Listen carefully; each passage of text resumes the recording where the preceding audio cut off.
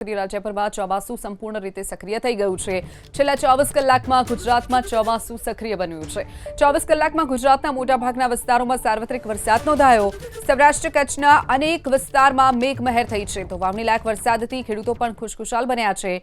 માછીમારો માટે હવામાન વિભાગની 5 દિવસની ચેતવણી છે. 5 દિવસ દરિયો ન ખેડવાની સૂચના અપાઈ છે. 4 થી 8 જુલાઈ સુધીમાં દરિયો તોફાની બનવાની પણ આશંકા છે, જેના કારણે માછીમારોને 5 દિવસ દરિયો ન ખેડવાની સૂચના.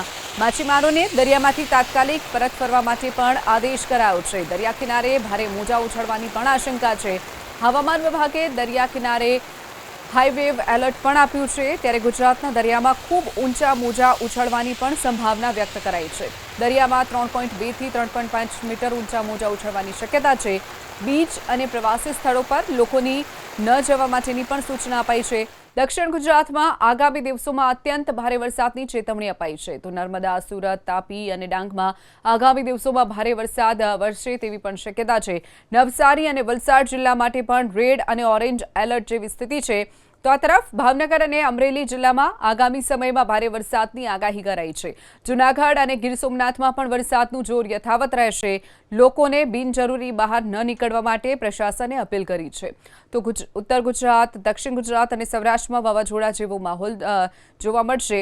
પવનની સાથે સાથે વીજળીના ભારે કડાકા પણ થવાની સંભાવના છે. ખુલ્લા મેદાનમાં ન જવા હવામાન વિભાગની સલાહ છે. ત્રીજા દિવસે પણ દક્ષિણ ગુજરાતમાં આકાશી આફત યથાવત રહેશે, જેમાં સુરત, તાપી, ડાંગ, નવસારી અને વલસાડ જિલ્લામાં ભારેથી અતિ ભારે વરસાદ વરસી શકે છે. 5 જિલ્લામાં છૂટાછવાયા સ્થળોએ અત્યંત ભારે વરસાદની ચેતવણી અપાઈ છે. તો આ તરફ બનાસકાંઠા અને સાબરકાંઠામાં વાવાઝોડાનું જોખમ છે. બનાસકાંઠા, વાવ, થરાદ, પાટણ અને મહેસાણા જિલ્લામાં ચોમાસાની શરૂઆત તોફાની રહેશે. સાબરકાંઠા અને અરવલ્લી સહિત ઉત્તર ગુજરાતના તમામ જિલ્લાઓમાં ગાજવીજ સાથે વરસાદ થશે. વરસાદની સાથે જમીન પર 40 થી 50 કિલોમીટરની ઝડપે પવન ફૂંકાય તેવી પણ આગાહી છે. તીવ્ર પવન ફૂંકાવાને કારણે પશુપાલકોને વાવાઝોડા અને વીજળીના કડાકા દરમિયાન ખુલ્લામાં ન જવાની ચેતવણી અપાઈ છે. સરહદીય વિસ્તારમાં કાચા મકાનો અને સોલાર પેનલોને નુકસાન થવાની પણ સંભાવના વ્યક્ત કરાઈ છે. જૂનાગઢના દરિયાકાંઠે બેવડું જોખમ. ઉત્તર અને દક્ષિણ બંને કાંઠા માટે અલગ અલગ સમયનું એલર્ટ અપાયું છે. જૂનાગઢના દરિયાઈ વિસ્તારને ભૌગોલિક રીતે 2 ભાગમાં વહેંચી અને હાઈ વેવ એલર્ટ અપાયું છે. જૂનાગઢ ઉત્તરના શીલથી ચોરવાડ વિસ્તારમાં 4 જુલાઈ સવારે મોજા ઉછળવાના શરૂ થયા. જૂનાગઢ દક્ષિણના નવાબંદરથી સૈયદ રાજપરા વિસ્તારમાં 4 જુલાઈએ આજે મોજાનું જોર વધશે. બંને વિસ્તારમાં મોજાની ઊંચાઈ 3.2 થી 3.5 મીટર જેટલી ભયજનક રહેવાની સંભાવના છે. 7 દિવસ આગાહી બાદ આગામી 2 દિવસ આઉટલુક જાહેર થઈ શકે છે. તો 11 થી 13 જુલાઈ 2026 સુધી સ્થિતિ સ્પષ્ટ કરાઈ છે.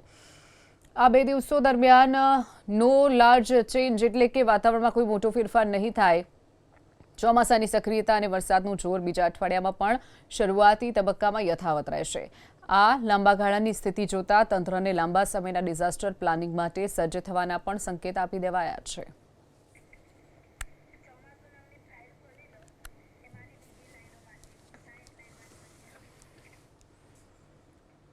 તો વરસાદની જે રીતે આગાહી કરવામાં આવી છે, હજુ પણ આવનારા સમયમાં વરસાદ વરસી શકે છે તેવી હવામાન વિભાગે આગાહી કરી છે. તો રાજ્યભરમાં ચોમાસું સંપૂર્ણ રીતે સક્રિય થઈ ગયું છે. છેલ્લા 24 કલાકમાં ગુજરાતમાં ચોમાસું સક્રિય બન્યું છે. 24 કલાકમાં ગુજરાતના મોટાભાગના વિસ્તારોમાં સાર્વત્રિક વરસાદ વરસ્યો છે. સૌરાષ્ટ્ર અને કચ્છના અનેક વિસ્તારમાં મેઘમહેર. વાવણીલાયક વરસાદથી ખેડૂતોમાં ખુશીનો માહોલ જોવા મળ્યો છે. તો સાથે જ માછીમારોને દરિયો ન ખેડવાની પણ ચેતવણી અપાઈ છે. હવામાન વિભાગે દરિયા કિનારે ભારે મોજા ઉછળવાની પણ આશંકા વ્યક્ત કરી છે. દરિયામાં 3.2 થી 3.5 મીટર ઊંચા મોજા ઉછળવાની શક્યતા છે. તો બીચ અને પ્રવાસી સ્થળો પર લોકોને પણ ન જવા માટેની પણ સૂચના અપાઈ છે. તો સાથે જ પવનની સાથે વીજળીના ભારે કડાકા થવાની પણ આશંકા છે, જેને લઈ ખુલ્લા મેદાનમાં ન જવાની પણ સલાહ હવામાન વિભાગે આપી છે.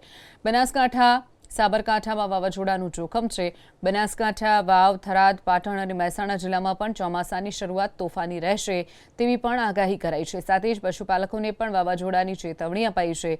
વીજળીના કડાકા દરમિયાન ખુલ્લામાં ન જવાની ચેતવણી અપાઈ છે. જૂનાગઢની વાત કરીએ. જૂનાગઢના દરિયાઈ વિસ્તારોને ભૌગોલિક રીતે 2 ભાગમાં વહેંચી અને હાઈવેવ એલર્ટ આપવામાં આવ્યું છે. જૂનાગઢ ઉત્તરના શીલથી ચોરવાડ વિસ્તારમાં 4 જુલાઈએ સવારે મોજા ઉછળવાના શરૂ થયા છે.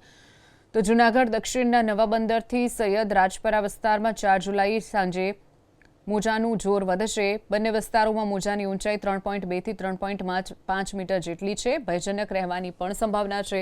તો 7 દિવસની આગાહી બાદ આગામી 2 દિવસનું આઉટલુક જાહેર કરવામાં આવ્યું છે.